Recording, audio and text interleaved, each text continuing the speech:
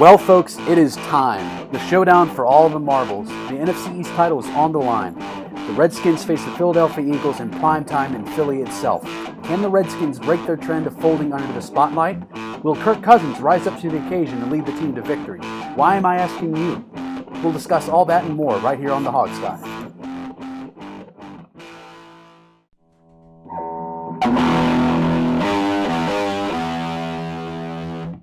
It's the Hogsty.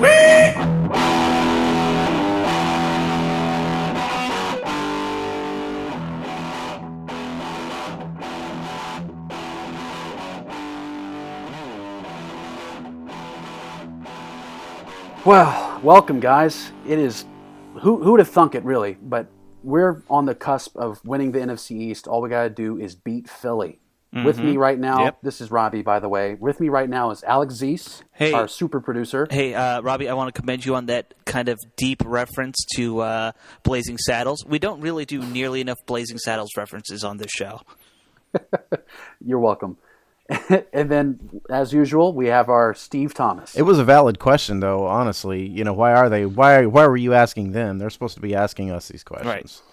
It's a good question. You know, it's typical promo introduction style thing, you know. Right. Had to follow all the tropes. Yep, the old Hedley Lamar. Mm-hmm. You should have said Hetty, so I should have said, so I could have responded. We can't do an entire episode of just Blazing Saddle references till the off season. Yeah, I see you lose me, though, on that one. What? All right. All right, well, we are on the verge of winning this NFC East. All we have to do is beat Philly this week, and then, hey, playoffs, baby. Yeah. Yep. How are we feeling? Oh, you know, I don't know. I mean, I'm a little nervous about the game. It's one of these things that I think we all, think and hope, we ought to beat this team. Philly isn't very good and all that. And, they're like 3 I think they've only won 3 games at home. I think they're 3-4 at home. But at the same time, from an overall season perspective, they're kind of in our class.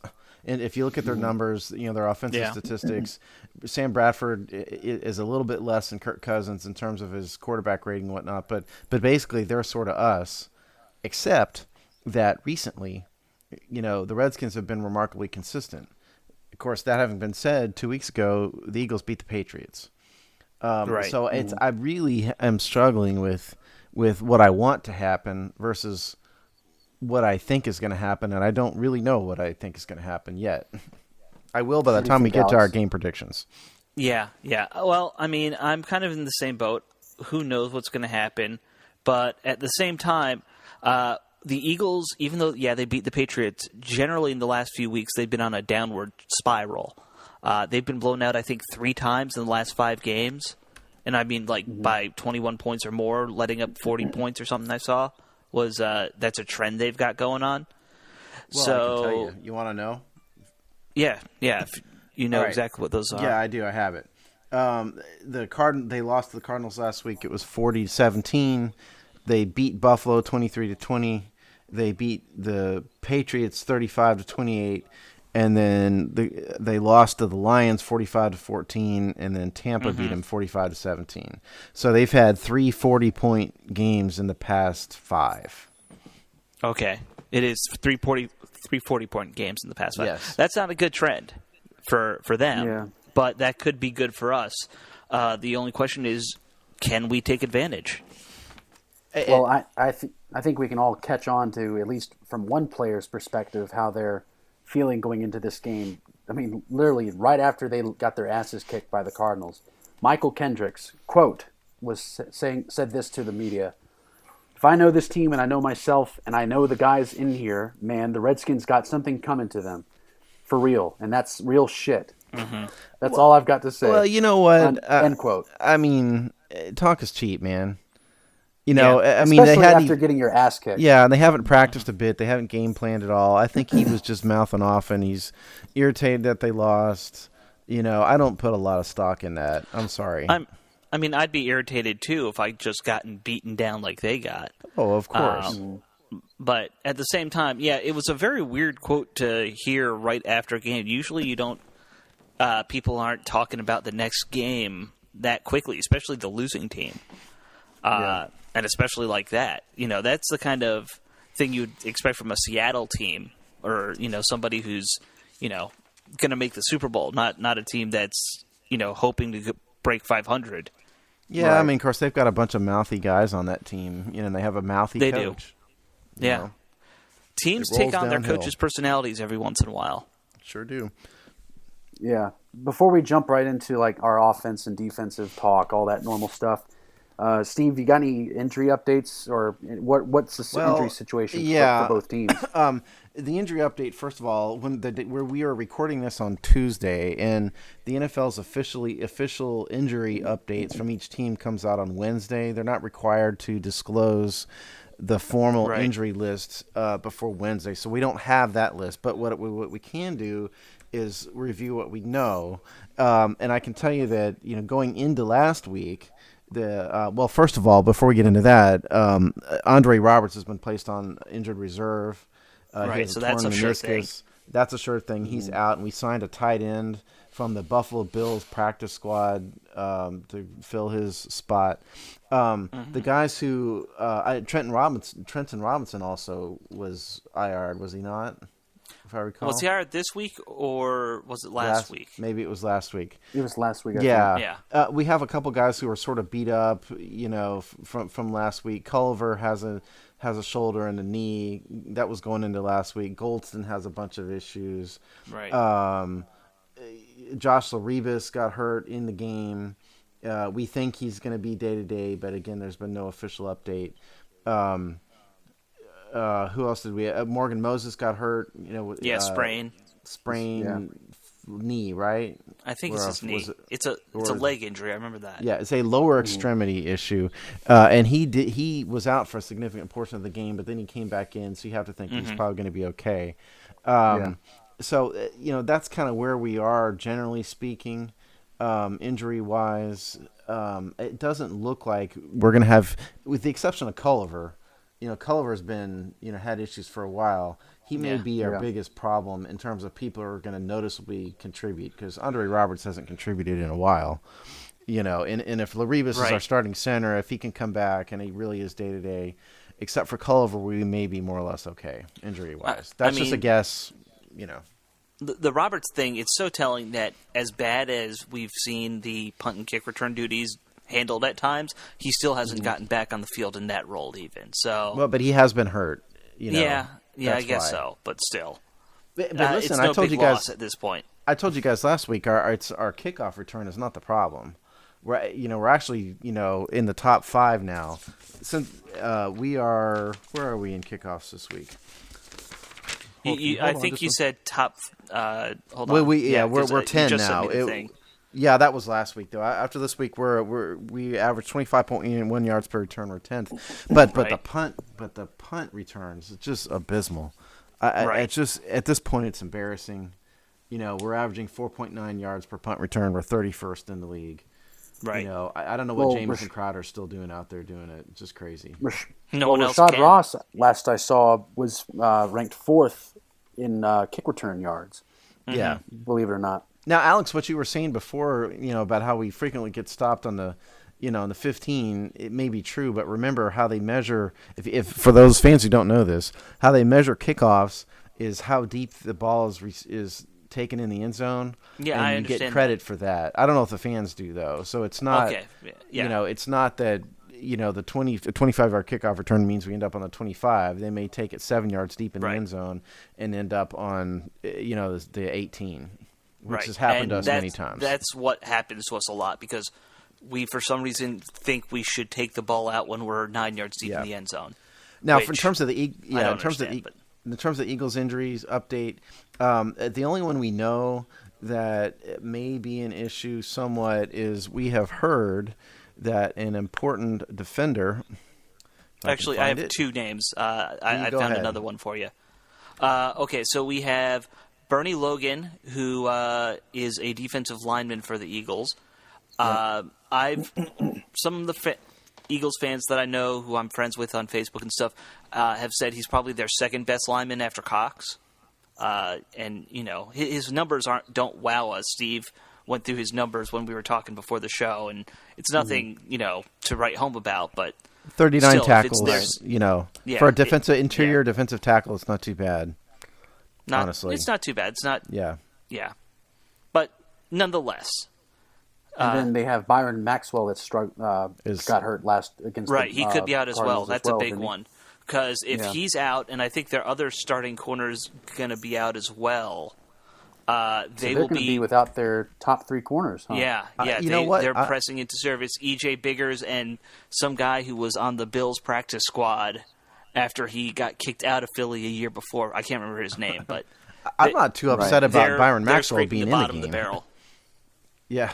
No, me neither. He's not that good. I don't he's- mind. Yeah. Especially a banged up Byron Maxwell. That may be open season for Deshaun Jackson, He had that. Right. Maxwell had that Seahawk overrated stink to him. Yeah, Eagles overpaid for him, and he's been a huge disappointment for them. Mm-hmm. So I mean, it's no harm done either way if he's on the field or not. I'm not worried about him at all. I think there was somebody else that they just put on IR just like recently this past couple hours, but I don't remember who it was off the top of my head. Well, we'll tweet it out. We'll tweet it out if we get it. Yeah. We'll get it. To nonetheless, the the big news is the Eagles secondary is got some holes. We get to go against EJ, which is going to be nice. Our old friend EJ's probably going to line Biggers. up over Deshaun. Yeah. Well, and listen, let's talk about the Eagles' defense since we're kind of going that way. People, they're not that good when they're healthy. Okay, no. numbers wise, They have one or two big names. yeah, That's it. One or two big names, but they're 24th in passing yards. They're 30th. Their run defense is as bad as ours. And that's saying a lot because ours stinks. Actually, it might be worse than ours at this point because ours Well, is by starting one to get better. one metric they are, by one metric they aren't. They're 30th in total rushing yards, but they're 27th in rushing yards per attempt, whereas we were worse than that, believe it or not. So the rushing defense really stinks. From a passing perspective, they're 24th in passing yards, 13th in passing yards per attempt, which is middle of the road, which means they're not giving up too many big plays. They're opposing quarterbacks are completing 62.3% of their passes, and so it's really that they're limiting big plays fairly well. But this is a middle of the road. Statistically, I'm talking about. We'll have to get Robbie's impressions about the X's and O's, but statistically, this is a middle of the road at best defense, and at worst, they're bad. So that's Well, the if numbers. I remember correctly, when we played them at the beginning of the season, they were on paper at least near the top in rush defense, I believe. Well, they're not They now. were They looking were stout better at that point. Yeah. And they were stout when we played them too. But really, on their defense, the only player that really scares me is Fletcher Cox, Yes. and how our offensive line is going to handle him. They move him around a lot. I mean, I was watching the Cardinals game. They had him rushing at right defensive end against the Cardinals left tackle. I mean, they will move him around to create mismatches and to let him, be a dominant force. Well, So how we handle him on the offensive line is going to be really interesting. Yeah, to but see. Robbie, I mean, our offensive line has been pretty darn good against some monsters, this year on Pass Pro. And so I don't know if Fletcher Cox. I'm not worried about pass pro. I'm more worried about run blocking, really, because I mean, as we've been saying pretty much all season, is Redskins pass pro has been fine. really good. Yeah. Yeah. Well, I mean, I don't know. I think we could have Alex and I out there, on defense, and our Redskins run offense still would be terrible, because we just can't run the ball this year. We can't. Well, we're not a good run team we this can't. year. Robbie, you were posting proven some that. great stuff today on Twitter of just the giant holes. Even when he had a decent game last week, he was still There missing was some so big much more holes. he could have had. Yeah, Yep. and that So I much really, more. the more you've been reposting some of that stuff, the more I realize it's a lot on the running backs who are just not seeing the right spots. And I don't know if It's that's everybody. Just It's all of them. It's the whole operation. It Yes, is a everybody. lot of it's running back. But I wonder if the coaches aren't just IDing it right for them. I don't know. I don't know if that's something you can coach. Yeah, I don't know. Like the second post clip I posted of Alfred missing a hole. That one is one that running back like I don't know if Matt Jones would have made that seen that hole, but No. many of the top tier running backs would have made that hole happen and at least gotten like 5 yards. You're talking about the one where know, where the hole was wide open to the right side of the line, and then Morris cut that inside. that was the first Alfred play that I posted. The second one was more of a it was on the left side, and he went wide left when if he was a little bit more patient and maybe did a little stutter step to the left and then cut up inside. It was right behind Spencer Long and Josh. It wasn't a big hole. It would have been a squeeze, it wasn't. But he's it was a better shot. In the past been very good at finding those little holes Right. and making something out of nothing. That's Because what's weird, if fans don't understand this, if you haven't played or whatever, being a running back is a very instinctual thing. It's within the confines of the play. The play may require you to hit the A gap, but a running back has to make a decision in a split second. The good ones are able to do that seamlessly without hesitation. It's the bad running backs that hesitate, and you can always tell that immediately. But it's like Alfred Morris's instincts have just left him. And Matt Jones's are no better. He runs hard, but he's not seeing anything either. But it's weird because Almo had really good instincts in the beginning, could always find the holes, and this year he just kind of isn't. Yeah, and you really demonstrated it today with the cut-ups that you sent out. Yeah. Yeah, it is what film doesn't lie, Yeah. Well, as they I just say, want to know pie what in the happened to sky. the guy. Like, why is all of a sudden? Why can't you see what you used to see? It's weird. got to I be a don't know. combination of the things. Maybe he really does miss Robert Griffin. It could be that. I don't know about that. I think it's the fact that we are completely going away Maybe. from the zone blocking more and more every year, and that's hurting him. Yeah, but Alex, I mean, the cut up, like Robbie said, the film doesn't Yeah. lie. I mean, the first one you sent out, was so abundantly obvious that a running back He saw it too late. Yeah, and good running backs see that immediately. It didn't see it. And it wasn't a little hole; that was a gigantic hole. Yeah. The first one was huge. I agree. Yeah. The second one, I can almost give him a pass because at real time that thing was open and closed in just a half second. But Right. And that's the all problem you is need. and the problem is that's one of these things that live you kind of blame it on the O line and you go, okay, well, there was no, Right. he ran into traffic and nothing he could have done. But when you look at the film and the all 22 you see, it was really Morris's fault. Yeah. Well, speaking of the run, let's talk about the game plan in general. I don't think, as I've said before, I don't think we're good enough to just straight up run the ball, without being set up first. So really they're going to need to, air it out and pass it. We're good at that. At least right now we are. We're hot right now. 2 back-to-back games of solid play from Kirk, plus the receivers making plays. That's what we need to keep doing. Stick to the status quo. Not to mention if their secondaries is beat up as it sounds. Exactly. It makes all the sense in the world to test them early and often with Deshaun Jackson, Garcon, and Reed just all over the place. Find those holes. Well, yeah, I said this earlier. Go ahead, Steve. Well, I totally lost my train of thought. Oh, what I was going to say, gosh, terrible. What I was going to say is, the pass defense seems to be, one of the weaknesses, yes, but the run defense is a weakness also. I think it's one of these things where we can match up our strength more than anything because they're weak across the board. And I'm done with this claiming this team's a running team. We're not a running team. We don't do it well.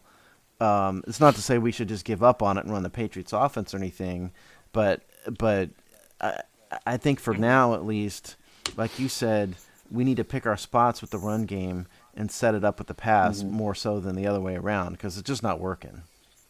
Right. And we may be in the future a running team. I mean, there's pieces in place to make us a running team, but it's just not quite there yet, But yeah, if Jordan Reed doesn't have a good day, that means they're taking him away from the game and opens up everything for the other receivers. Yeah. If Deshaun Jackson's lined up one-on-one against E.J. Bickers, that's a massacre. You gotta, that's a nightmare for the Eagles. You got to take advantage of that every chance you get. I just can't believe they're going to do that, though. I just can't accept that as a game plan. But like I said earlier in the week, though, what are the Eagles going to do on defense? You stop Jordan Reed. That's great. Well, it's better. Let's stop right there, though. How are they going to stop Jordan Reed? Nobody but the Patriots have been able to do it. What is the answer? You'd have to double team him. You have linebacker with safety help. Anything like that you can do. Nobody's been able to do it. Nobody's been able to accomplish it. It's just incredible. Yeah, exactly. That's why he should be in the Pro Bowl. But by the way, folks, if you haven't heard already, he got snubbed. So did anybody? That's unbelievable. Did anybody get in from the Redskins? Can we make an announcement? Trent's a starter. He was named to his 4th straight Pro Bowl. And then Kerrigan and Jordan Reed are only alternates. Was Jordan a second alternate or a third alternate, or do you know? I didn't see the number alternate, but I believe he's second alternate or first alternate, one of the two. And Kerrigan surprised me. I didn't think he would be named to it, but I think. Well, that's kind of a reputation thing going. Yeah, it's a popularity contest. Yeah, it is, and he has been playing better recently. So hey, you know what? I'll take a Redskin in the Pro Bowl anytime, even if they don't deserve it. But anyway, and Robbie, I interrupted you about the Jordan Reed thing, because I was curious about that. But finish finish your thought that I cut you off on. Well, basically, it's if you go out of your way to stop Jordan Reed, it's going to open up everything else on offense. It's going to give Deshaun Jackson facing one-on-one against E.J. Biggers or whoever else they try to line up over him, or Garcon, going across the middle for a slant, whatever, Crowder. It's going to be wide open. So basically pick them apart based on what they do. If they take away Jordan Reed, boom, hit him with Deshaun Jackson or Garcon or Crowder. If they take away Deshaun Jackson, they may try to do that, by the way. Avoid him from having the big day as like a sweet revenge type thing. Right. Then, boom, hit him with Jordan Reed, with whoever's trying to line up or man cover him. But, in general, I think it's a very solid game plan. You just attack them in the air, and then, once you take the top off the defense, forgive the cliche, but it's true. You take the top off the defense, you get a less number of people in the box, and boom, you can run the ball. Why don't you explain, Robbie, what the cliche means? Because we hear that, and I'm not sure everybody knows what take the top off the defense really means. If you don't know what it means, basically go back and watch the Giants game a couple weeks ago. Deshaun Jackson got that big touchdown, right? And then all of a sudden the running game was clicking. I think that's exactly what it happens. You get beat deep. The threat of the deep ball makes them back up, makes them play off of the line of scrimmage. You get less people in the box. You probably face like a 6 or 7 man box, which is favorable for what you're trying to do in the running game, basically. One more thing to note. I mean, Alex Smith seemed to play pretty well last week. I wonder if we'll see him contribute more, our new backup tight end, since we go through tight ends like toilet paper here. Yeah. And another note, we mentioned this earlier, that we signed Marcel Jensen from the Bills practice squad. To give you guys a real quick stat, he's a nice 270-pound tight end. Big boy. 270? Yeah. Wow. So he's a blocking tight end then. Yeah. And we've been needing one of those for a while. So hopefully they can get him familiar enough with the offense to contribute. How tall is he? I think 6'5", 6'6", something like that. He's a big guy. That's... Yeah. I'm still trying to give a shout out to the Redskins to sign Robbie Duncan as a tight end. I want to see it happen. That would be fun, but I enjoy. I feel like Robbie does not want to see it happen. I enjoy my body being as where it is right now. I don't want to put more of a grind on it than it already's been through. But the rest of us could say we knew that guy once. And that's really what I want. I'm not really interested in your health so much as I just want to be able to brag that I know a Redskin. That's really all it is. True. Sure. I lost my train of thought real quick. Well, while you're thinking about it, we can keep going here. Do you want to flip to the other side of the ball? Yes, defense. Yeah. All right, let's go on to the defense. What do you guys think really is the most dangerous part of the Eagles' offense? What do we got? Darren Sam Sproles. Bradford. Darren Sproles. Without a doubt, Darren Sproles. Alex says Sam Bradford. Steve says Darren Sproles. Yep. I'll let Steve talk first. Okay. Look, Sam Bradford isn't special. Okay, he's not a type of quarterback that puts a lot of pressure on a defense. He does have his moments. He's got an adequate arm. He's a little bit athletic. But he's nobody's Tom Brady, and he's nobody's Michael Vick. Darren Sproles, on the other hand, is electric. When you let him loose, that guy may be better in space than anybody in the NFL, I think. And so he's a guy who's dangerous when you let him be dangerous. Yeah, and as weird as the situation is with their running back position, you thought DeMarco Murray's out apparently completely. It sounds like. You thought DeMarco Murray was going to come in and repeat what he did for the Eagles or for the Cowboys last season. He's now been benched for Ryan Matthews, right?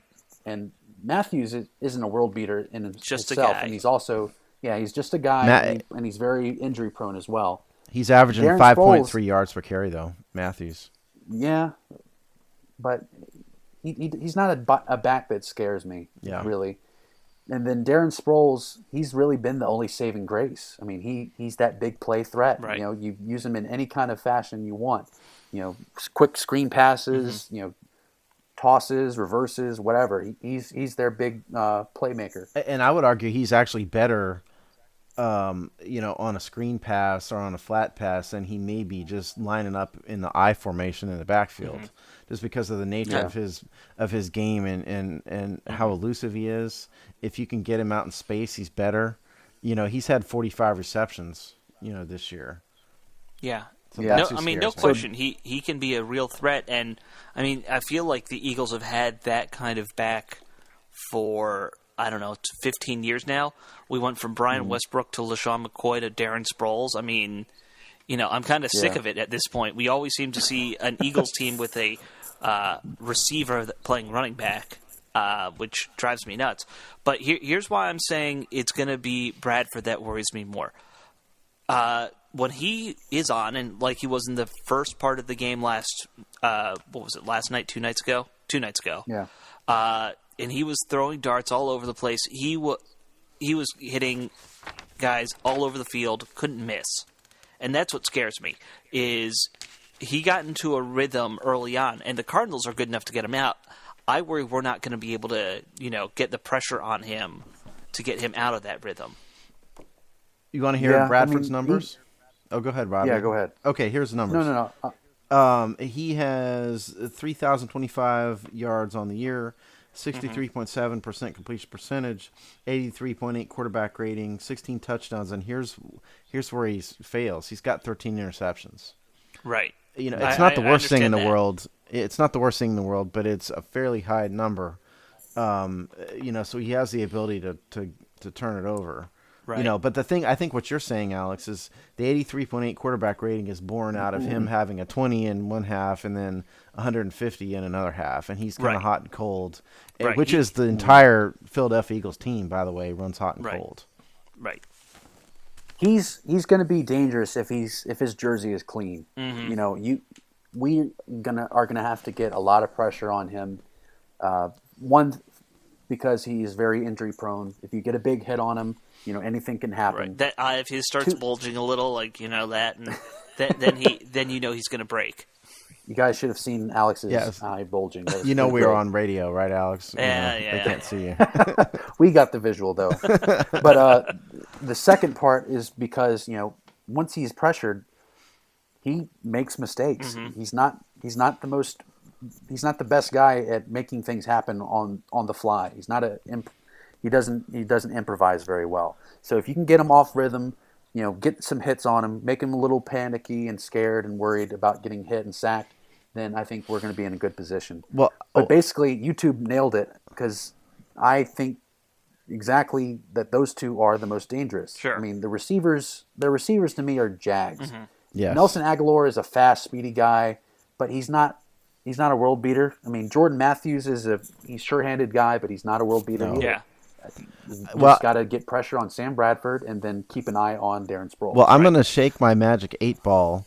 Let me see. I'm going to shake it. Okay, I shook it. And what it just told me was that Joe Barry's not going to dial up a bunch of blitzes. because he's not done it all year No. long. He's just not going to do that, period.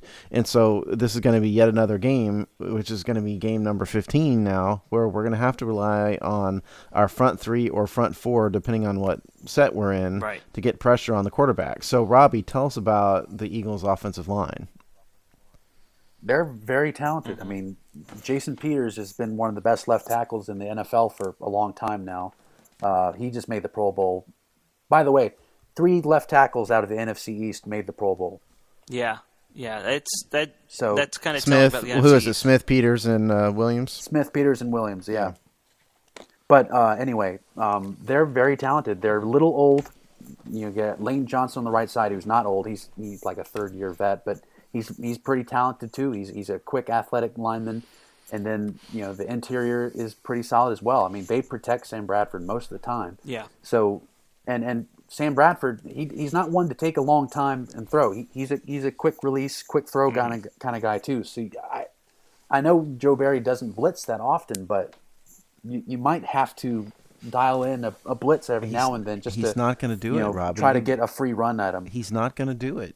Well, yeah. He's not going to do it. And by the way, the Eagles have surrendered 31 He sacks did it this against year. the Bills.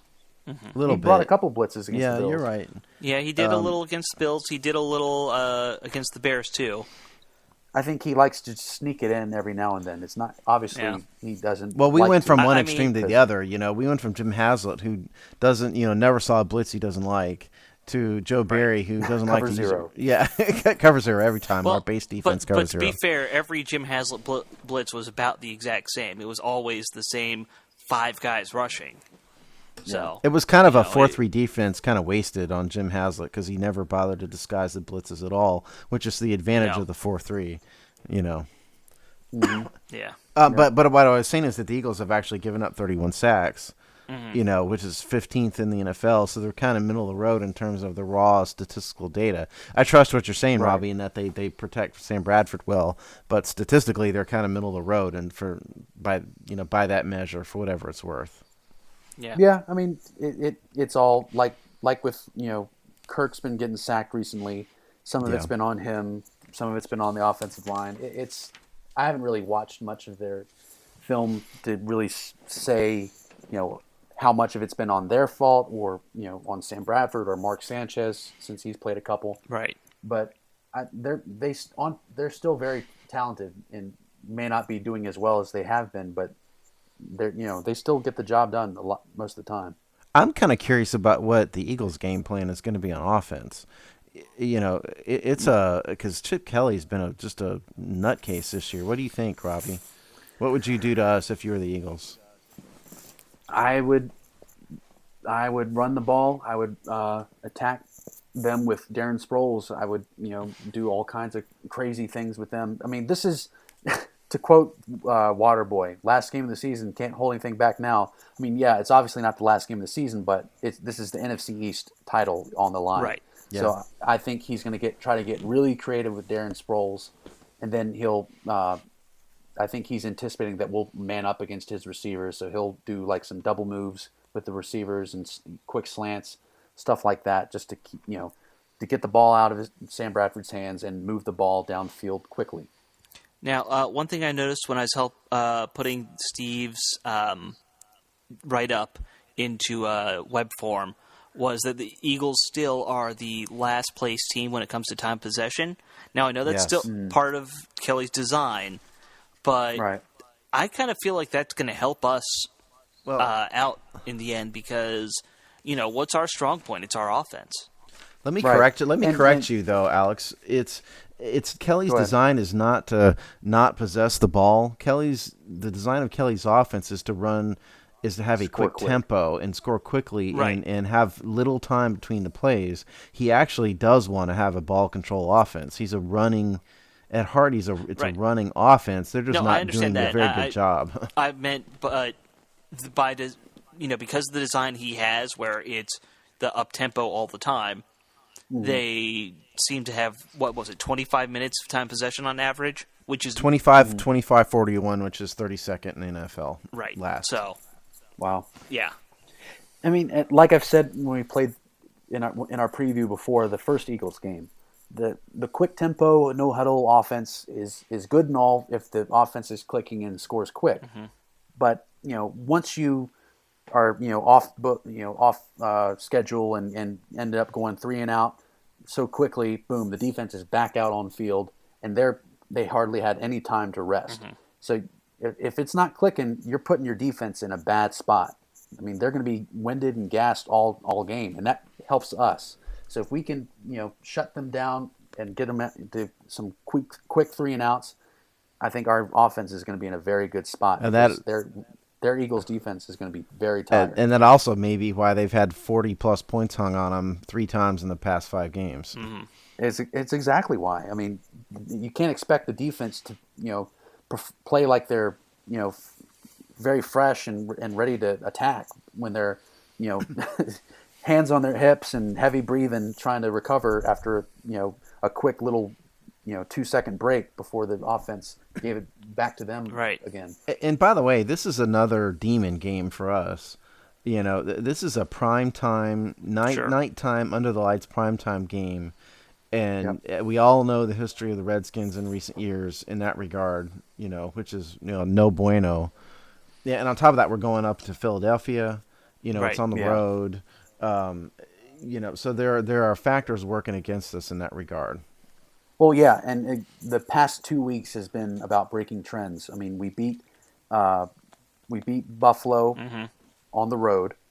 No, that was the Bears. Buffalo, the Bears on the road. The Bears was on the road. On the road, then the Buffalo at home. Yeah, Buffalo at home made us win back-to-back. That was a trend we hadn't, that we had going against us, and we finally broke that. And the other trend, obviously, was our home record and our away record, and we beat the Bears on the road. So this trend is obviously our primetime problem, and can we break that trend and win the NFC East? It's a lot of pressure on this game. It is a lot of pressure. Well, and the question really is, I mean, from a fan's perspective, I think we're all still skeptical. Sure. And when are we going to start to believe in this team? From a fan's perspective, when is that going to happen if it ever does? Because those of us who've been following the team a long time know what typically happens. And so I think it's hard for those of us, like all of us are longtime diehards. Obviously, we wouldn't be doing this show if we weren't. And we've seen, this team get, burnt time and time again at the worst times. So I think it's very hard for some of us old hats at this to believe, even though you should believe based on what's happened in the past several weeks. Right. Yeah, I think we're starting to get hot. I mean, we're warming up at the right time. But for me, I would start to really believe what's going on and what's happening is real if we, obviously win the NFC East and go into the playoffs. If we can win a playoff game, then I'll say, okay, we're really on the right track. Will we win that next game? Who knows? By the way, you know what's funny? You guys may realize this, but I don't know if the audience does. If the Redskins win the NFC East, they're going to be they're guaranteed to be the 4 seed, right? Because of the record. You know who the 5 seed is probably going to be? Seattle. The frickin' Seahawks. That is exactly right. Yeah. The Seattle Seahawks and the Minnesota Vikings are going to be the 2 wild card teams, and I think Seattle has the tiebreaker over the Vikings. I think so. It could be Redskins Seattle again. Again. It's like every frickin' time we've gone to this playoffs in our time since the 2000. Yeah. It's always been the Seahawks. Right. Always. Ugh. That's another We'll demon we cross that got to bridge when we exercise get at there. some point. That may be the another final trend. demon to exercise, but we're getting ahead of ourselves. Right. I just We want are, to throw but- that out there because we need to win this game I- Saturday. That makes my blood boil, though. Yeah, me too. So let's go on and, there's not much really to talk about special teams wise, is there? We've already kind of touched on that. Yeah. We Darren don't Sproles have is their a punt returner. returner. That's it. Well, yeah, but no, we don't. But listen, people, Darren Sproles is incredibly dangerous in a punt return game. For the sake of comparison, we are averaging 4.9 yards per return. That's by mostly Jamison Crowder. This guy, Darren Sproles, you ready for this? 12.1 yards per return. Second in nice. the NFL. He's run 2 back for touchdowns, long of 89 yards. In other words, he's almost 3 times. The from a yardage perspective, it's about 2.5 times more yardage than we're getting on every punt return. I mean, if it wasn't for their special teams, they would not have beat New England. That kind of was the big reason that they were able to beat the Patriots. Because they had, I think, 2 or 3 returns for a touchdown. The guy is dangerous. Yeah. Should we expect Deshaun Jackson returning a punt against the Eagles? No, I think that's. I'm still in favor of that. Am I still the only one? That No, I'm still in favor of it too. Yeah.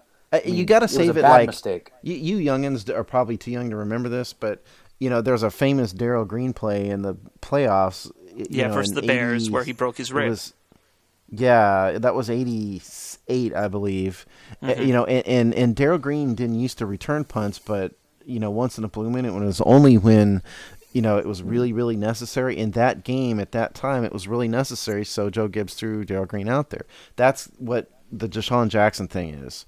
And we can relive, should he have, reversed his field and all that again, blah, blah, blah. I don't really want to. But the bottom line is we may see him again if the rubber meets the road and it gets really tough. And he's going to get thrown out there and be expected to make a play again. Mm-hmm. So you may see another reversing the field. Well, I hope not, because it doesn't work. It could have worked. But it never works. Not never. 1%. It occasionally works. All right, well, I guess it's at this point we'll just jump right into our game predictions. All right. Alex, why don't you go ahead and start? Oh, boy. I am not sure where to go. I feel like anytime we all predict a win, we lose, so I'm just going to throw that out there. But I am kind of feeling like we're going to take this one. I think it'll be a fight, but I think the Redskins take it 28-24. High scoring, huh? Yeah. Oh gosh. Like you, I'm just so unsure. I'm going to try some reverse psychology on this thing. I will predict that the Eagles win a close one. Here's what I think I can guarantee. It's going to be a dogfight because all these NFC East games are always a dogfight. It's not going to be 35-0, no matter, who wins. That's not going to be it. So I think it's going to be a close game. And I will predict the Eagles eke it out. Something along the lines of 24-20. All right. But the reason I'm doing that is reverse psychology. Yes. Don't go to Steve's house with torches and pitchforks. Right. Like I said, anytime we all predict a win, we've lost. Yeah, right. Man, so you're struggling too, aren't you, Robbie? I really want to say it. I really do. I mean, but I really like our chance. You just can't bring yourself to do it.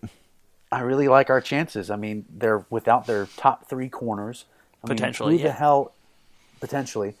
hell is going to cover our receivers? Who's going to cover Jordan Reed? Mm-hmm. I mean, as long Malcolm as Jenkins. Yeah, Malcolm Jenkins, DJ Biggers, LOL. Yeah. But serious question. If you're that banged up in the secondary, why even run it? Why not just I think it's worth you go deep to Deshaun Jackson every play and see what happens. That's not the West Coast offense. That's why. No. But, okay, so to continue, I think really this game's going to be a dogfight, like you said, Steve. It's going to be a battle. It's going to be nitty-gritty, dirty, scrap fight type thing. And I think the Redskins are going to face a huge blitz attack from the Eagles. I think they're going to bring everything they got to make up for that bad secondary. I think Kirk's going to face I think he's going to be pressured a lot. I'm not sure how the offensive line's going to pick it up. I'm not sure how Kirk's going to handle it. That is a big concern for me, or at least an interesting thing to watch. So if we can handle that, then I think we will win. Here we go. I'm gonna break this. I'm not gonna say because you're rambling because you're still trying to decide in your head. It's I know what you're doing. No, I'm saying all the reasons. I'm saying basically all the reasons why we're gonna win, and then a little tidbit of why we could lose. But I'm gonna throw a monkey wrench into this. I'm gonna predict a 20-20 tie. Oh God. And so Donovan How about McNabb will be sitting at home wondering how on earth an NFL game can be tied. We're going to tie. Go to overtime, all the way to 0. Boom. Nice. Doesn't So we hurt- have one doesn't tie, hurt us, one doesn't loss, kill- and doesn't- one. It doesn't help us, doesn't hurt us. I think we still win it. We win the division after that. I Do think you we guys could. remember that? You guys remember my Donovan McNabb reference when he said he didn't know Yeah, that yeah. a football game could be tied? Yeah. I'm just, how can an NFL They made quarterback the not know playoffs that year, too. That's Yeah, crazy. it was I remember that. I think that was the second to last year or the last year before he came here, right? Yeah, Yeah. it was. It was like It's- he was a 10-year vet. And he didn't know- multiple overtime games. Those were like Alex and Steve, who have never played even college football, knew that a game could be tied. Right. And a Yeah. Pro Bowl quarterback does not know that. That's just amazing to me. Right. It's just too funny to pass up. So you're actually predicting a 20-20 tie, huh? With an asterisk. This is just It's your Yeah, way of this- punting, and because you don't know, just say it. it's a no comment. How about that? All right. So we So, have one actually, loss, we one have a win, and tie one then, tie. Because Steve predicted a loss, I'll predict a win, and Robbie predicts a tie. So There you it's go. we It's a don't tie know. all around. It's basically we all want to say yes, we win the NFC East, But we're not- all we afraid don't to. wanna- We're afraid to jinx it. ourselves. Exactly. Although I do think if Sean were here, and Sean's obviously not with us tonight, I think Sean would probably predict a win. I think you would too. Well, we got to get to 9-7 for him to be right. Yeah, I know, and that's Yeah. the only way to have it. So I think, really and truly, if Sean were here, if we can vote for Sean, I think Sean would predict a win. So Well, I the mean- group as a whole is probably at 2 wins, 1 loss, 1 tie. Yeah. Yeah. Me and Sean actually are pretty close in our predictions. I mean, Yeah, you are. depending on how things play out. I predicted 8-8. He predicted 9-7. So Yeah. we'll see how the cards fall or whatever Yep. the saying is. But thank you guys for listening. This is the Hogsty, of course. You can follow us on Twitter if you don't already at the Hogsty, and at Facebook, Hail to the Hogs, after the whole Facebook.com thing. You know how it all works on the internet. That internet So thing. The interwebs. A series of tubes. Email us Hopefully too, we'll by be- the way. Yeah, Email us feel free to at email us. thehogsty@gmail.com. Yeah. We like email. Exactly. Yeah. We'll answer your question. We'll maybe even give you a shout out on our next episode. Sure. But we will see you guys probably Sunday night or Monday morning when we release our recap episode, hopefully celebrating a Redskins win. Yeah. Hopefully. I'm very excited for this game. It's going to be fun to watch regardless. Yeah. I'm a little nervous. I'm always nervous. Yeah. Well, It's the take nature care, of that. folks. Yeah. Hasta la vista. Hogsty is signing Ho off. ho ho. Merry Christmas and Happy Holidays. Don't talk about my mom like that, Alex.